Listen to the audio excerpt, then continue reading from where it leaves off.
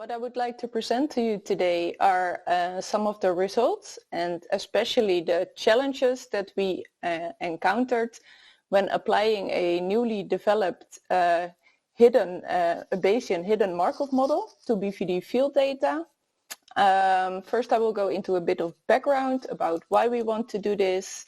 Then I will explain the model that has been developed to model freedom from infection. And that will lead me to the results and what these results tell us about the model and about modeling freedom from BVD. So what do we see here? What we see two farms in two different countries that want to trade cattle. For some cattle diseases we have EU regulations, but for many, such as for BVD virus, there are few or no regulations in place, and therefore countries or regions within countries have started their own control programs, which is of course good, but these different programs, they lead to differences in disease status, and they have differences in the way they assign the free status to animals or herds. So to ensure safe trade, the question is, can we be equally confident that an animal from a free herd from both countries that are not free yet is truly free? So to answer this question, the STOC Free project was started. This was in 2017. STOC Free stands for a surveillance analysis tool for outcome-based comparison of the confidence of freedom. And the main question within this project is how can we calculate the confidence of freedom from infection from different inputs, so the different control programs in the different countries, but produce a uniform and comparable output that can be compared between countries, all in order to facilitate safe trade. So for this, a hidden Markov model was built. This model was built by Aurélien Madouas. So all the way below you can see a link to his publication where the model is explained in much more detail. But a hidden Markov model. So with this model, we can model a categorical variable that is not directly observed. So this is the so-called hidden latent status. And in this case, it's the true infection status, which we don't know because we don't test every day in a control program. And also we don't have perfect tests. So if we go to this picture, this shows the modeling framework. And here you see one cattle herd for 1 year. So if you see below, you see the time in months. So you can see 12 months. And in the middle, it's the latent status that we are modeling. We are doing this in discrete time steps, so the monthly time steps. And then this latent status is evaluated every month and depends only on the status in the previous month. And then we are interested in the status in month 12. So as you can see where the red question mark is. So in practice, this would be the month that, for example, a farm wants to trade cattle. Below the latent status, you see the test results we add to the model. So as you can see here, we have 4 moments with the test result. And these test results, they give an indication about the latent status that we are modeling through their test sensitivity and specificity. And another influence on this latent status and an option in a model to include are the risk factors that you see all above. And here we included 3 moments of a risk factor, but these are risk factors for introduction of the infection, and they give information about the latent status between the test results. So what do we put into this model to be able to predict the status in month 12? The parameters in this model are estimated in a Bayesian framework, and we do that with the program JAX. And this Bayesian framework allows to include prior information for all model parameters. So we include prior information for the test sensitivity and the test specificity with respect to the latent status that we are modeling.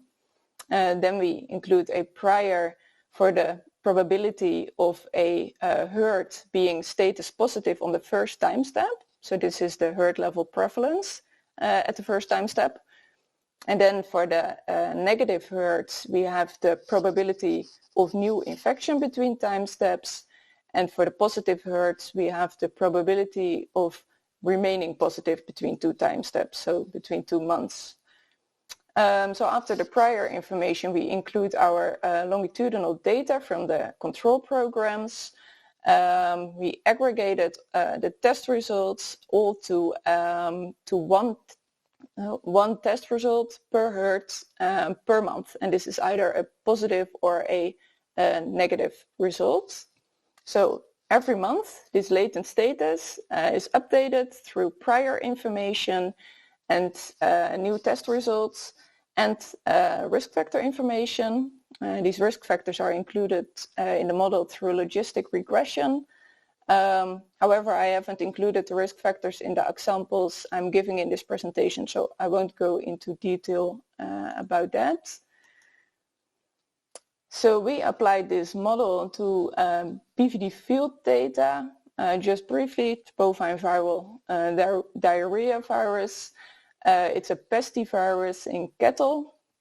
And well, when pregnant cattle comes into contact with the BVD virus during early pregnancy, then the calf will be born as a persistently infected calf, and it will shed a lot of virus. So it's especially those animals, those calves, that are important for spread of the virus.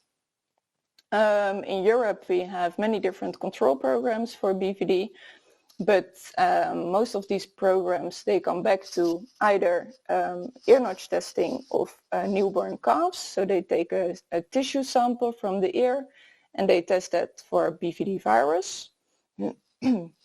Or they do the bulk milk testing. So they test a sample from the bulk milk from the dairy cattle, and they do this for antibodies. So this is an indirect indication of virus presence or for an earlier infection. Well, and the third option is the young stock screening, and this is where they test a group of young stock from the population, and they also do that for antibodies. The latent status that we are modeling is the presence of at least one persistently infected animal in the herd. So it's virus presence in the herd. Well, we applied our model to many different scenarios, and I will show you the results from 3 of the scenarios we ran. And the first one was where we applied the model to all test types that are used within the Dutch voluntary BVD control program that was in place in 2017. Well, and in this table you can see the 5 tests that were included. So we have 2 antibody detecting tests, one in serum and one in bulk milk, and 3 virus detecting tests, also one in serum, one in bulk milk, and one in the ear notch samples. Then in the next column you can see the number of herd month level test results. So as I said before, we aggregated our test results to 1 result per herd per month per test type.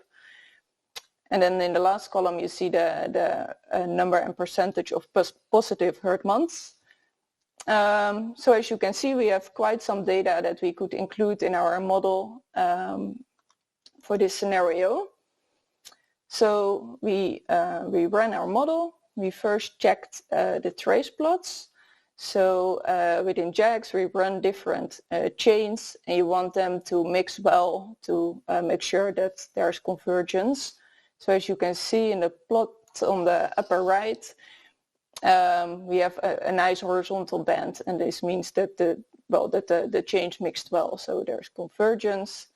But I do have to say that we needed quite narrow priors to reach this. And the parameter estimations did not reflect at all what we expected, because we found extremely low sensitivities for the antibody tests. So this is what you can see in this plot, where we have the posterior and the prior and the for the bulk milk test, and well, the posterior shows a sensitivity as low as 7% for the bulk milk, and also the probability for herds that are positive to remain infected between 2 months was very high, like 50 to 70%. And this is something that you wouldn't expect with the control program in place. So we did some sensitivity analysis where we tried different priors, and then we saw that the results changed very easily from very good sensitivities for the virus tests to very good sensitivities for the antibody tests. So the question is, how can we explain these results?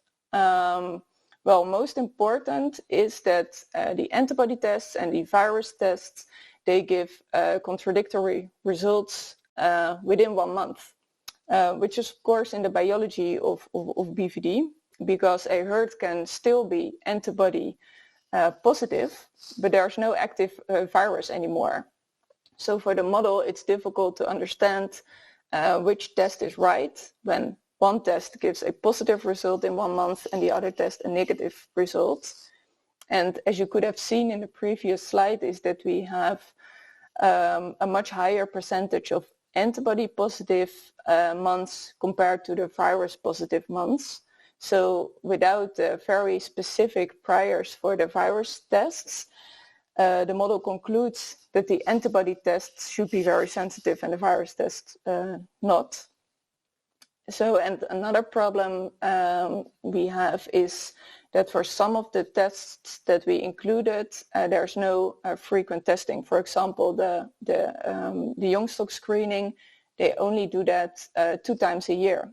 So 2 test results, that gives very little information to the model. So for this scenario, the idea was, okay, including all tests, because, well, the more information for the model, the better. But, well, what we see is that it confuses the model very much. So therefore, we decided to first go to another scenario where we test the model on just one test type. And we decided to do that on the quarterly bulk milk testing, also in the Netherlands. And we thought it should run well because the model was initially built for the French bulk milk program, where they also do the quarterly testing. So we thought it's quite similar. However, when we ran the model, we see no convergence at all. So before we saw the nice trace plot with a horizontal band. Well, you can't see that from these graphs. So we went back to the data. How can we explain these results?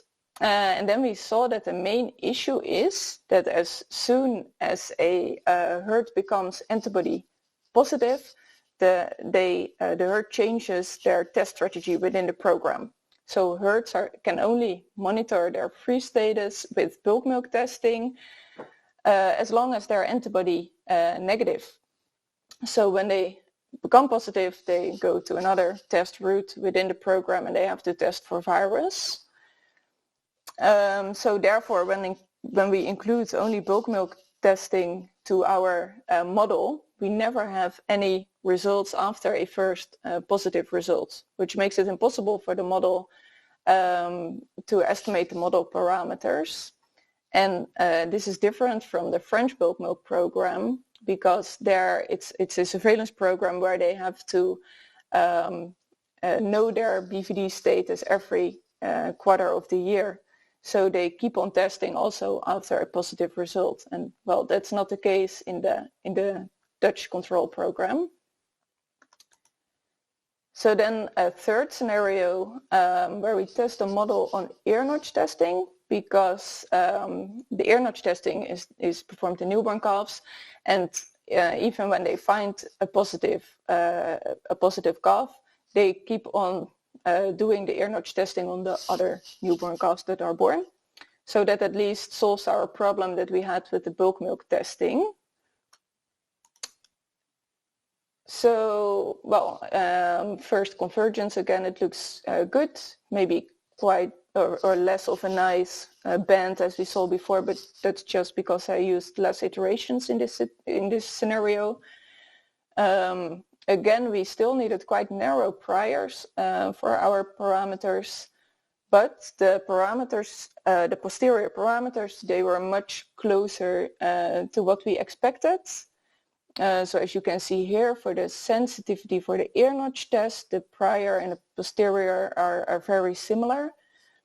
Only the probability of remaining infected was a bit higher than expected, but okay. So again, how can we explain these results? Well, I think I forgot to say that these are the results from Ireland. It doesn't really matter, but well, in both cases, for the Netherlands and for Ireland, we see that in these data sets we have a very low incidence, so only a small percentage of the herds become positive. So this probably explains why we need such narrow priors, because the data gives very little information to the model. And another thing is that often in the infected herds there is only one PI, so one persistently infected animal. So just one positive test month, which makes it again difficult for the model to estimate the probability of remaining infected and also the sensitivity of the test, like we've seen before. And yeah, this can only be solved by including a very narrow and low prior on the probability of remaining infected, because we know there's only one PI, because otherwise the sensitivity of the test drops to very low levels, which we know is not the case. Something we also tried was to include the results of the confirmatory blood test that is sometimes performed after a positive ear notch test, because we thought it will give more information to the model. But again, this gives contradictory information, because in 1 month you have the positive ear notch test, and then in the next month, well, it's often in the next month, you have the blood test that is then positive, but you again have other newborn calves that are tested negative with ear notch. So to summarize the challenges we had with modeling BVD with this model is, well, first that we don't always have the frequent testing, so no frequent test results available, as we have seen with the young stock screening. We had problems with the antibody and the virus tests within one program, because they give contradictory results to the model. The low incidence that we saw, that gives problems for the model to estimate the model parameters. We could of course include more years of data, which might help, but in such a Bayesian model it takes quite long to run this data. Well, and the last one was that the difficulty with the change in test strategy after a first test result, which is often the case in a control program, but we didn't think about that beforehand. So these challenges all show the importance of including informative priors to the model. And that's not always because the data does not give enough information to the model, but even more because the data can define the latent status that we are modeling in different ways. So like what we have seen, if we do not tell the model that the sensitivity of the virus tests is very good, the model could think that the antibody tests are better in defining our latent status of PI presence, which we know is not the case. So to conclude, first of all, applying such a model on field data from different countries was very valuable. We were challenged with so many situations that we hadn't thought of on forehand. Well, and the question remains, is one model fits all possible? So, well, we were able to fit in many different control programs in our model in a simple way. So the first step was made into this output-based modeling of disease with one general framework. But as we have seen, it's still very complex to get it working for our well, complete complex BVD programs. So it works in some situations, like the French bulk milk data, and also the ear notch data seems promising, but not yet for the complete program. So 2 things for the future of our general framework. The first one is that we are exploring options for applying this model to other diseases than BVD. This should be preferably diseases with a higher incidence, a less complex control program, so maybe not with the antibody and the virus test results, and especially a control program where the testing is continued after first positive results. And we were thinking about maybe IBR or paratuberculosis, but we are still working on that. And also what's ongoing is that we're trying to further improve the model. So a bit technical, but for example, we are now running it with STAN instead of JAX. And these results seem very promising. And also we are working on writing guidelines on how to exactly calculate your priors, as they seem quite important in our model. So that was it for today. Special thanks to the STOC Free Consortium, and also special thanks to Niels Toft, who was consulted to support us in further development of the model. And thank you all for listening, and let me know if you have any questions.